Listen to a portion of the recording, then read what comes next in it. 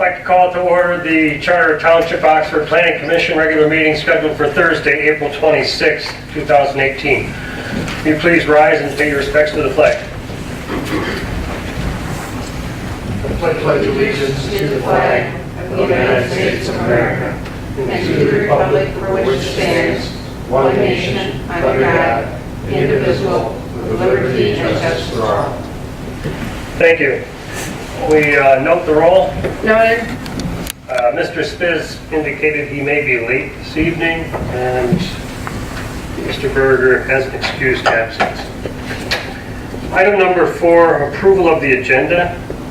I'll make a motion to approve the Thursday, April 26, 2018 regular Planning Commission meeting agenda. I'll second that motion. It's been moved by Mr. Curtis, seconded in by Mr. Knoll. Is there any discussion on the motion? Okay, I have one item. I would like to add something under new business, in item B. And under there, I'd just like to add a 5-minute discussion about a ORC topic, Ordinance Review Committee. I'll amend my motion to include 10B, Ordinance Review Subcommittee. I'll second that motion. Any other discussion on the motion? Those in favor? Aye. Those opposed? Motion passed. Item 5, approval of the minutes. I'll make a motion to approve the regular Planning Commission meeting minutes for March 8, 2018. I'll second that. Been moved by Mr. Curtis, seconded by Mr. Knoll. Is there any discussion on the motion? Seeing none, those in favor? Aye. Those opposed? Motion passes. Approval of the minutes for special joint meeting. I'll make a motion to approve the special joint meeting minutes from March 22nd, 2018. I'll second. Been moved by Mr. Curtis, seconded by Mr. Knoll. Any discussion on the motion? Yes, please. On the comments from the citizens, between numbers 3 and 4, Jenny Benson, her name got tagged on number 3, and that really should be number 4. She's on Barber Road. Another thing is these citizens came and spoke, and they spoke at length, and there isn't anything about what they spoke. And I really don't understand why we wouldn't want to put a quick summary or just a general topic about what they said, because our minutes are supposed to speak for the future and what the concerns are. And it's people's concerns is that they're not being listened to. And in the minutes, you don't even put what they said. It's just their name that they came and spoke, so you don't know what they even spoke about. And the general consensus would be concerned about growth or trying to keep the rural character or things like that. It could be something simple, but to not put anything, I just don't think is helpful to what we're trying to achieve here. Any other comments? Discussion on the motion? Seeing none, those in favor? Aye. Those opposed? Aye. So point of order, you're not going to correct the name?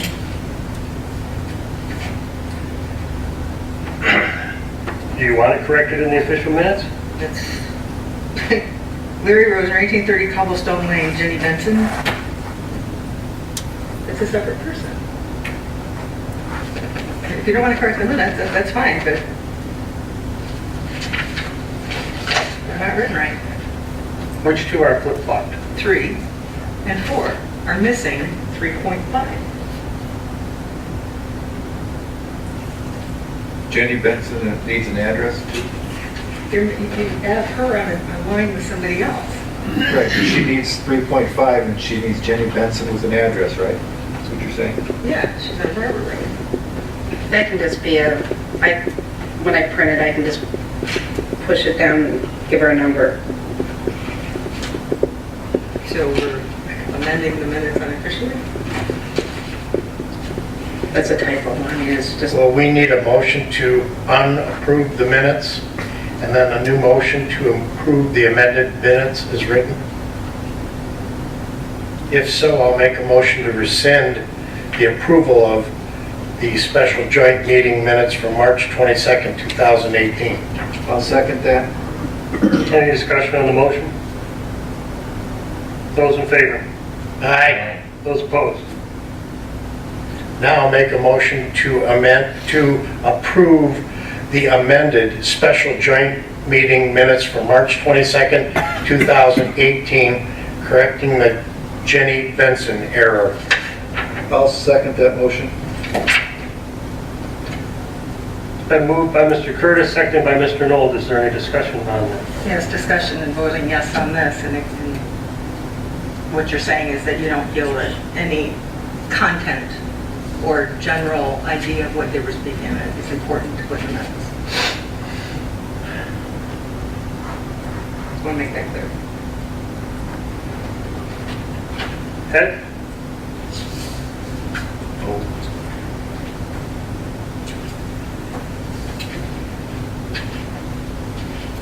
Okay, got no other comments on it, so I guess no one else needs that information in the minutes.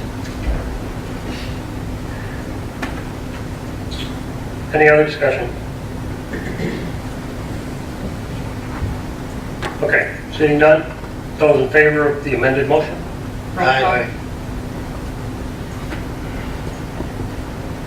Ed? Commissioner Curtis, Yes. Commissioner Knoll, Yes. Commissioner Hunwick, yes. Commissioner Rosner Myers, No? no. Commissioner Young, Yes. yes. Motion passes.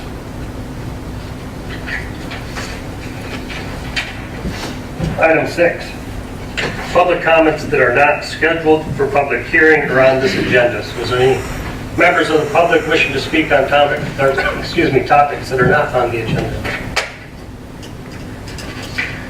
Okay, seeing none, we'll move to commissioners' comments. Ms. Rosner?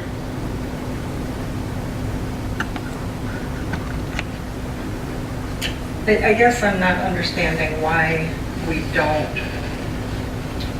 put down what citizens have said. I don't think it's really serving this planning commission. We have history to look back at the minutes. We don't really know what the people spoke about, especially when they spoke that they're not being listened to. And then you don't even put their comments in the agenda. They're in the minutes. It's further propagating the perception they have. And, you know, if I took the trouble to come to a meeting to speak to the planning commission, I would think that the planning commission would take the time to note that I was there and the general content of what I spoke about. And that goes to anybody, applicant, you know, anybody that comes in front of the board. Okay, is that it? Mr. Hunwick? No comment. Mr. Knoll? No comment. Mr. Curtis? No comment. Okay, I do have one comment. The 2017 Planning Commission report should be in front of you or either in your mailbox, and I know a copy of that was forwarded to the township court. Item 8, public hearings. There are none tonight. Item 9, unfinished business. There is none. Item 10, new business, final site plan for Clean Cars. Proposed to convert a previously approved site into a used car and truck SUV dealership formerly operated as the Burger King Restaurant, parcel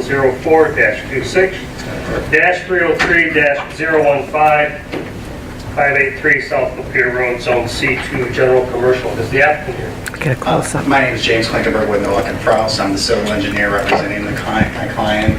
He's not here, but I am here to represent him. Okay.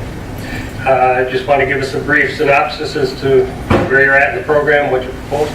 Yep, we have already obviously made our, I've been approved for our preliminary site plan. We also went to the ZBA and was granted the variances to the different items that were recommended by the planner. We've also made submission to the engineer, Jim, for preliminary engineering. We've received comments from both the planner and from the engineer.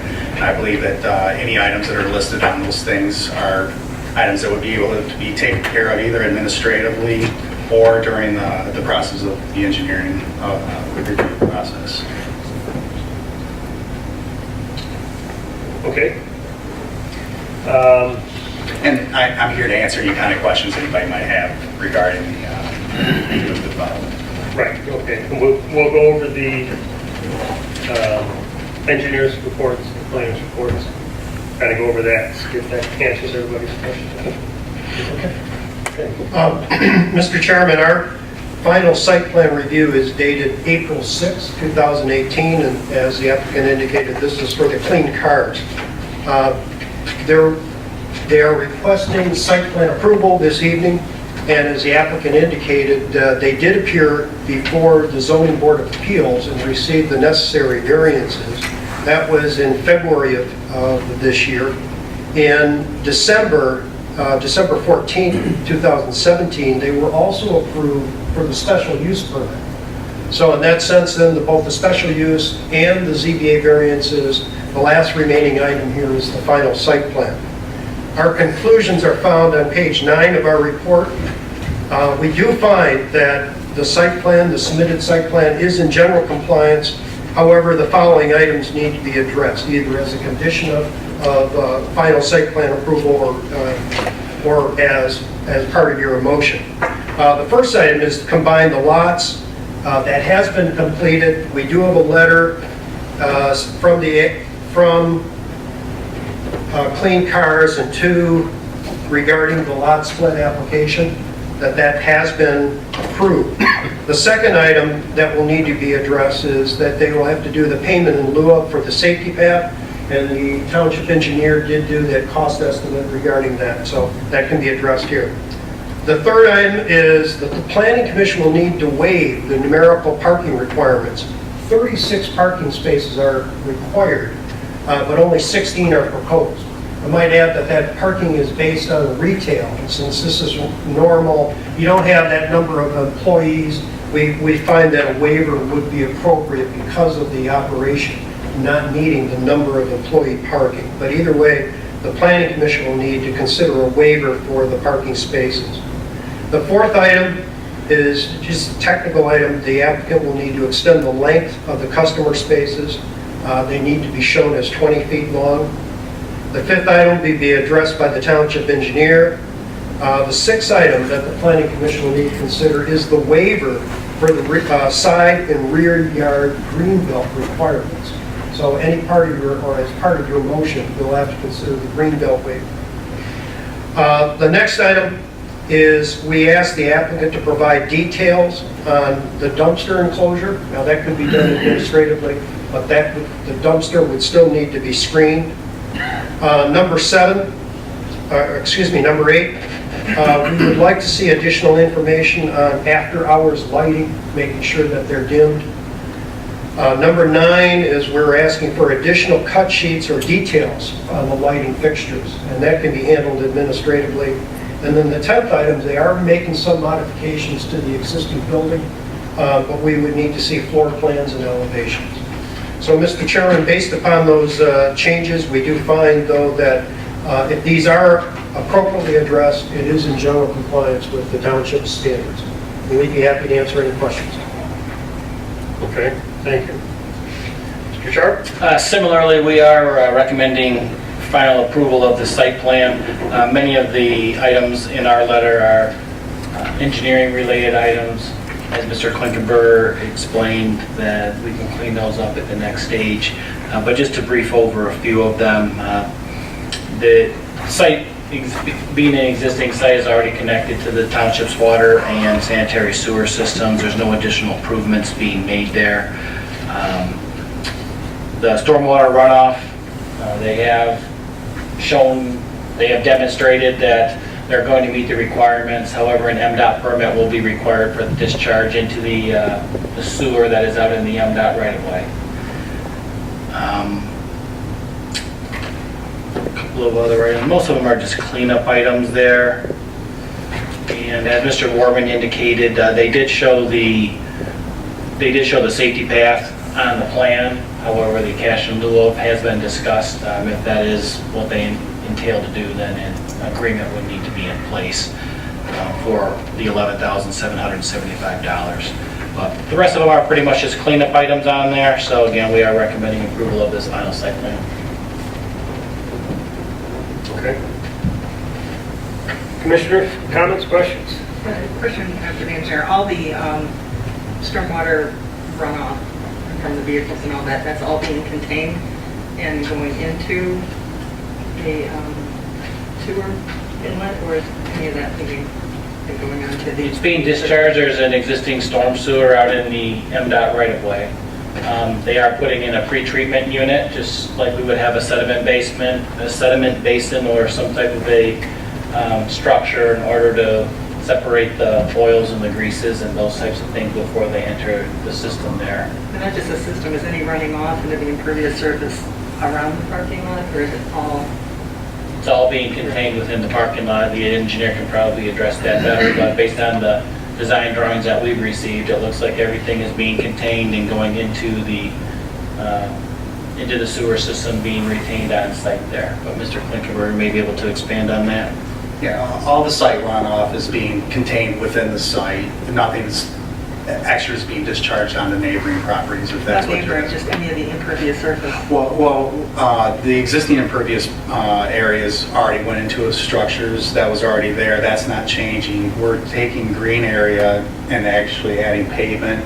That also will go into a storm system. And one of the requirements for MDOT themselves is you have to show, or you have to do detention, and in this case, we're doing an underground detention system, so that it detains the water, and that over a period of time, it discharges the water at the same rate as it was existing before the development was done. So we're making no changes to the discharge into the system, except for possibly volume, but it's over time. That's why you have to have detention. So.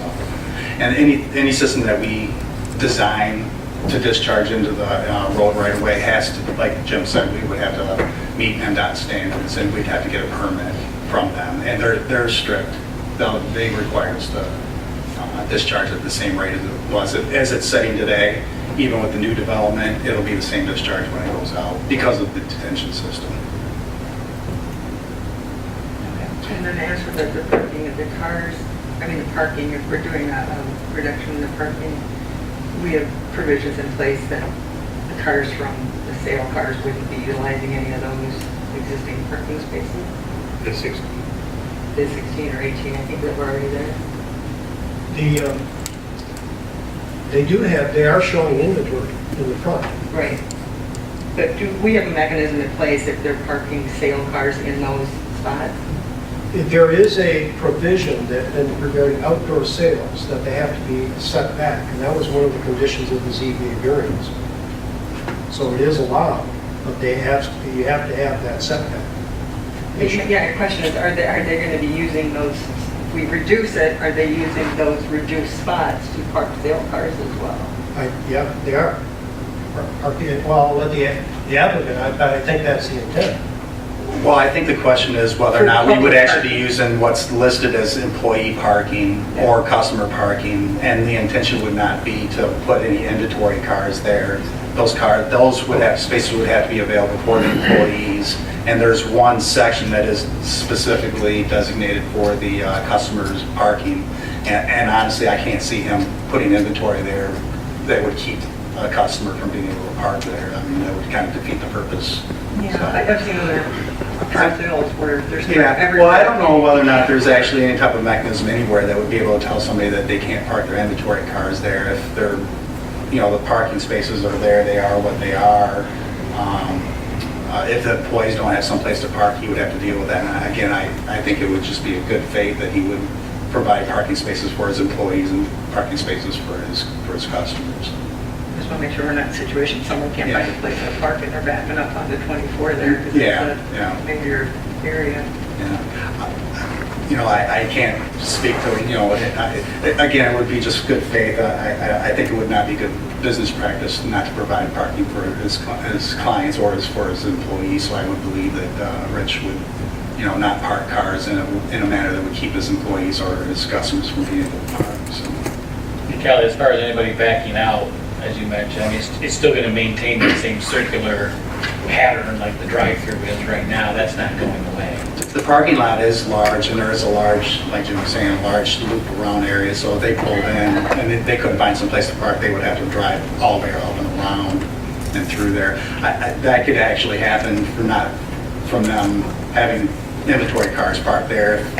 Just like any business, you could have a full parking lot, it could possibly happen. Yeah, I'm I think just Rich, I think that would be a bad problem for Rich. It's so packed with cars that they're Yeah. parked, not just in the spots, but everywhere, and Yeah. then you're in this, you know.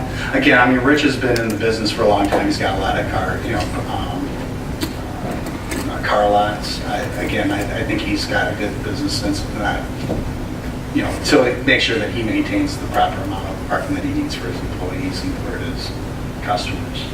Do we have a provision for more cars than spots? What do we do? Is your question more that they're, let's say, double parked? Yeah, I mean, I'm looking at some of the other, Versus- either new and used car dealerships that we have around this area, and the lots are full. They're parked every direction, in the aisleways, everywhere. Do we have a provision in our ordinance that says you can have so many cars, or can that happen? Well, they've indicated where the inventory would be and where the employee Yeah. and customer parking would be. So, I mean, they would have to adhere to the site plan. I guess maybe to answer your question, chief, there has to be a continuous fire lane through there at all times, so they would be in violation of fire code if they started blocking up too much. So egress would have to, egress would have to. I just want to make sure, 'cause I've just seen that nightmare in other communities. Yeah. I'm trying, I know Well, we and the do other it thing that's purposely, but maybe nice someone else buys it. Is even, I think we have some parking spaces that Charles was actually mentioning that need to be extended to 20 feet.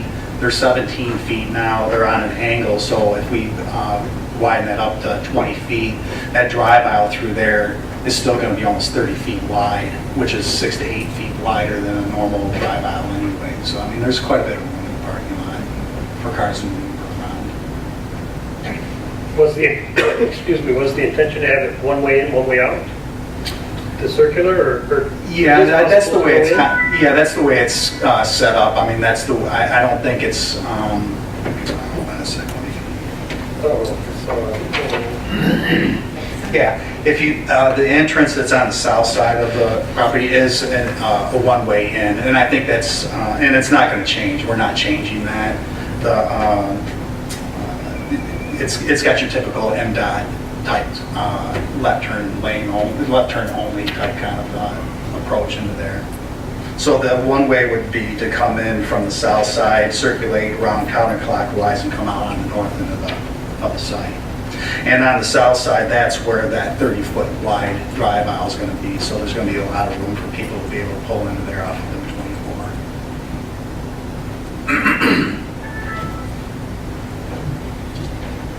Jack? Yeah, I'm in favor of waiving both of the items we talked about, but I want to discuss this payment in lieu of on the safety path. I'm kind of in favor of having it installed rather than pay in lieu of, put that piece of safety path in.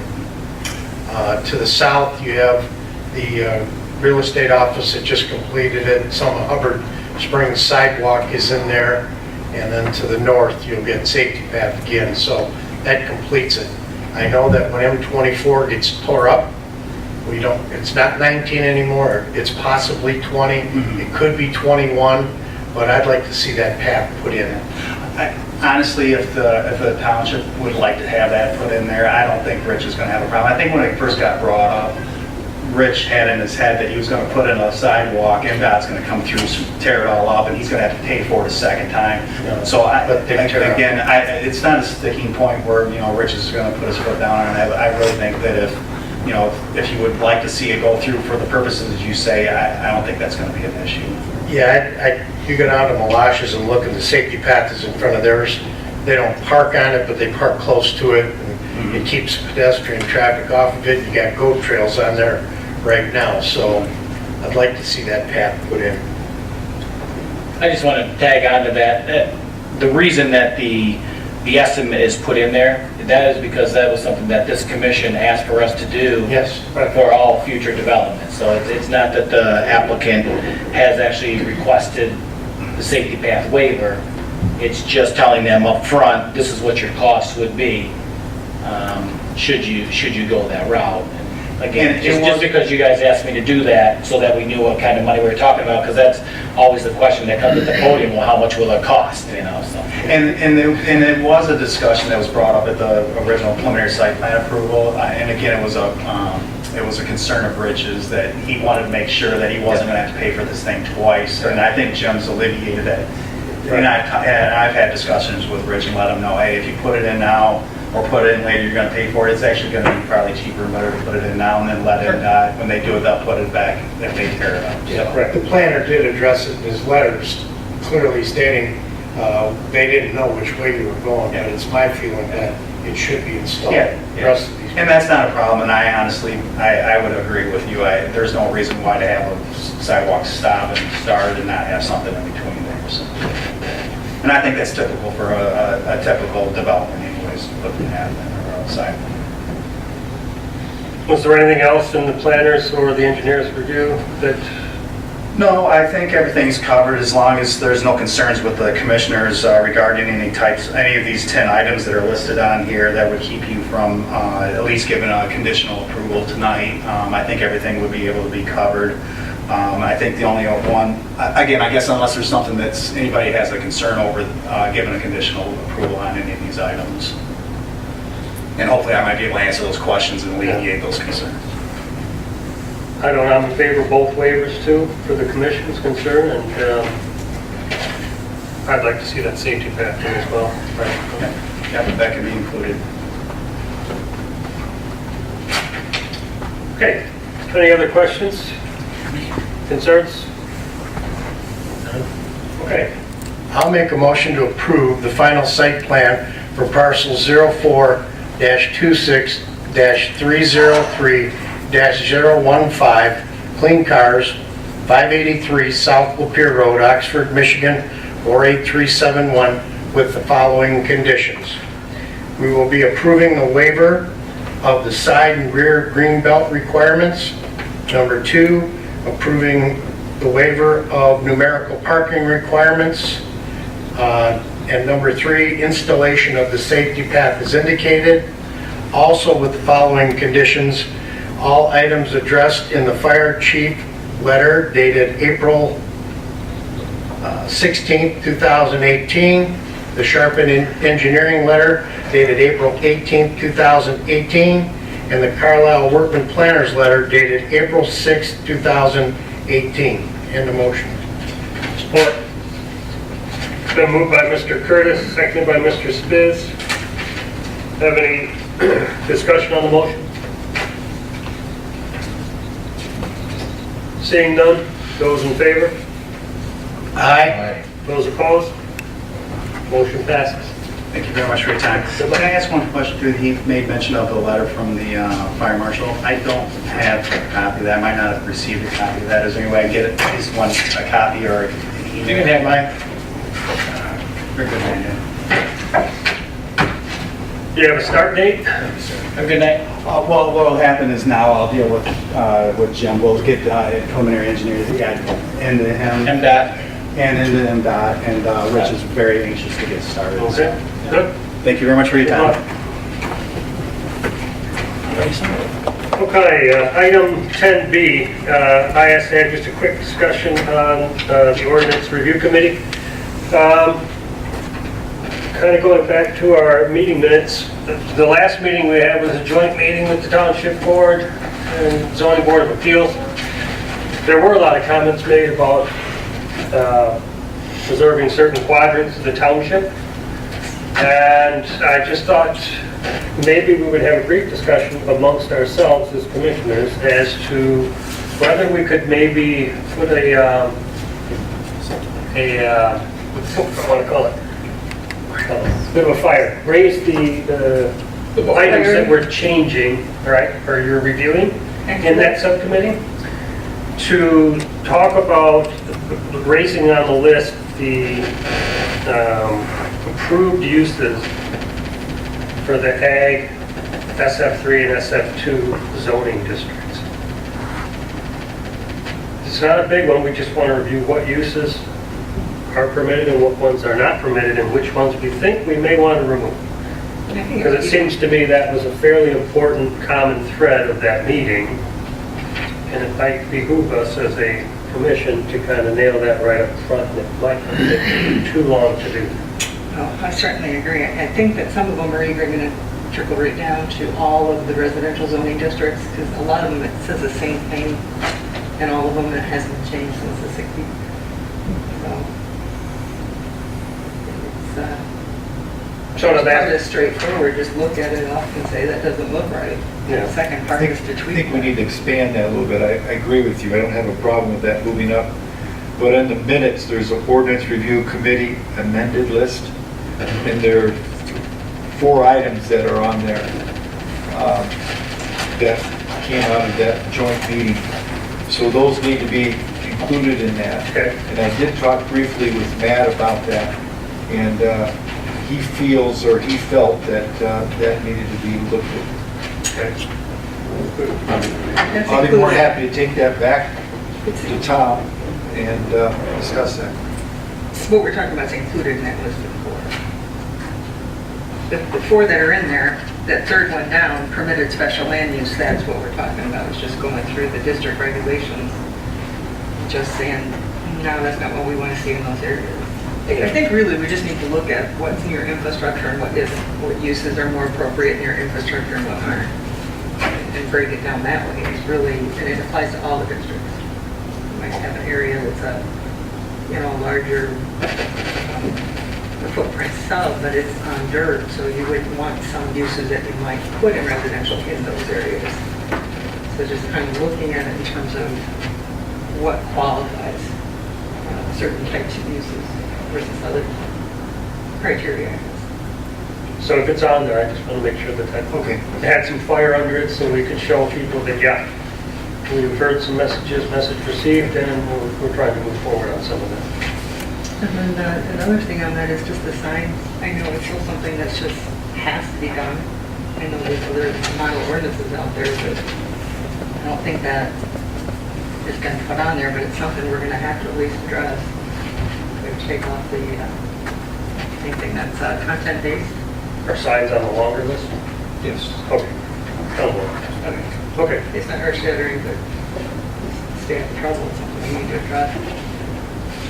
All right, that was all I wanted to make sure we got covered in the ORC. Items 11, committee reports.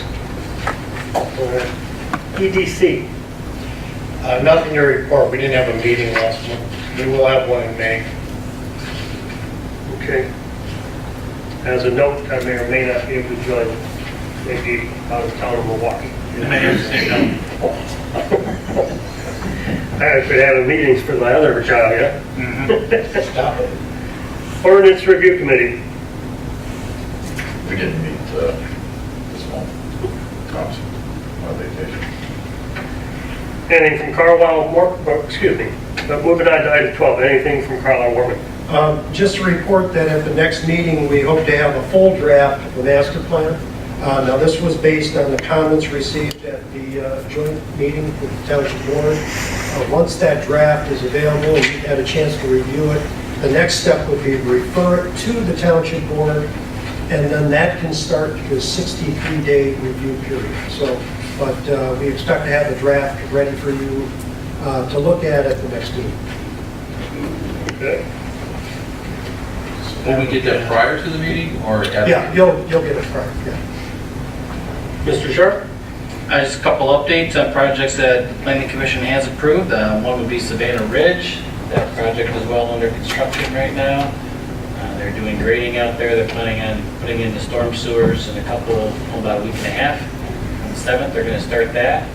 So then do paving, so they could theoretically be ready to go around the 1st of June.